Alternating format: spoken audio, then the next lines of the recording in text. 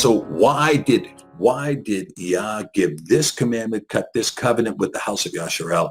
Because the house of Yashar'el had not formed yet as a meaningful people until there was 1.6 or 1.7 or maybe even 2 million people that had moved through the wilderness, moved through Bemidbar, moved through the wilderness until for the 40 years until they arrived again at the promised land, at the Adamah Kodesh. And these people were called out, and these people were called out for all time. These tribes were called out for all time. And so this covenant was called out for all time. And so here in verse 4, in this passage in Deuteronomy 5, it says the following: Yahweh talked with you face to face in the mount of the midst of the fire. Okay, so Moshe tells us there's nothing ambiguous about this.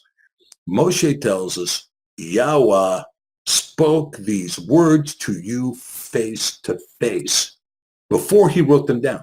What is this covenant? Well, I'm just going to paraphrase them here with some bullet points to make life easy. But the first one is, of course, I am Yahweh Elohim. Now, I have to tell you, we spent some time over the weekend talking about this particular phrase, about this idea that this is Anki Yahweh Elohim.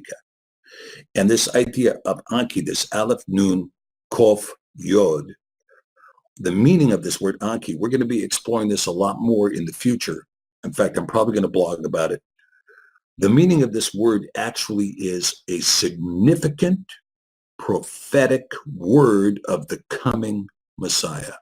It's a significant prophetic word of the coming of the Messiah, and that it was the will of Yah that the Messiah would come, even in this statement here. This Anki is a prophetic word, right? I am Yahweh Elohim. So there's a prophecy in here, and there's also this spelling out of I am he who breathes life, your champion, your Elohim, your Elohim, your champion, you see. Next part of the covenant, you shall have no other Elohim before me. You shall not make any graven image to bow down to worship such an image. And, and the bow down and the worshiping is kind of a critical part of that graven image. It's not you shall not have any graven image.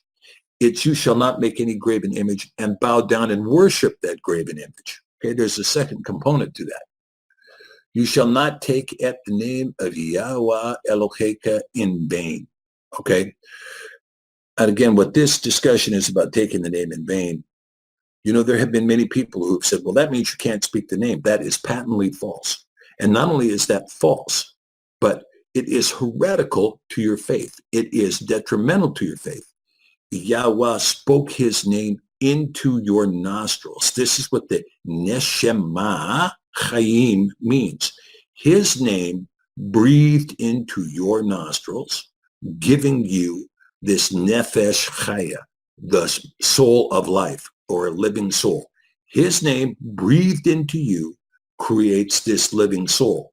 And in your life, you're breathing his name back out to him is how you complete the circle. So if you're going to take his name in vain and you're going to use it for purposes of denigrating people or cussing or something like this, you're terminating your own circle of life. You're cutting off the circle in order to defame the end of it. And those who say you cannot speak it, they are denying to you, they are putting a burden on your back that is too heavy to bear and denying you the keys to the kingdom of heaven. And they won't lift a finger to help you find it. Okay, this is what Mashiach talked about in the Bessa Road. Okay, guard at the day of the Shabbat to sanctify it. So here we go again, Shabbat, right? Which is hear, learn, guard, and do. And so here he's talking about the Shabbat. Well, there's lots of Shabbat. There is the seventh day Shabbat. And of course, there are the Shabbat or the Shabbathot that are the feast days. These are all Sabbath days as well. Like the first day of Matzah, the last day of Matzah, the day of Bikur is a Shabbat, a Shavuot or Pentecost, Yom Teruah, Yom Kippur, and of course Sukkot. All the first day of Sukkot and the last day of Sukkot, all of these are also Sabbath days. Now, what about the Sabbath year, also important, and the Jubilee year, also important. All of these things are Sabbath days and sometimes years that are designed to be sanctified, guarded, kept, do. And then, of course, the last one in this group is honor at your father and at your mother. And of course, in this book, Deuteronomy, and also in Exodus, there's a long paragraph that goes with this, talking about how you will be blessed if you do this, how you will be blessed and you will live long in the land by honoring your father and your mother. Okay, let's look at the next slide as we continue on this covenant given to Yashar'el first, with Yah speaking to Yashar'el, and then later writing it, right? The second part of the covenant, you shall not kill. Now, a lot of people say, well, that's wrong, Pidgeon. It's you shall not murder. I remember when that argument went through the church. You shall not kill, you shall not murder. We have to distinguish between that because, after all, we're probably going to slaughter the bull this weekend so that we have hamburger. Well, actually, it's you shall not kill. And anything you're going to kill, it has to be done pursuant to the express instruction of Yah. And if it's not, then you're in violation of this statute. And more importantly, Mashiach says, you shall not have the spirit of murder. You shall not have the spirit of murder. And the spirit of murder, look, I'm one who has to fight with this spirit too, right?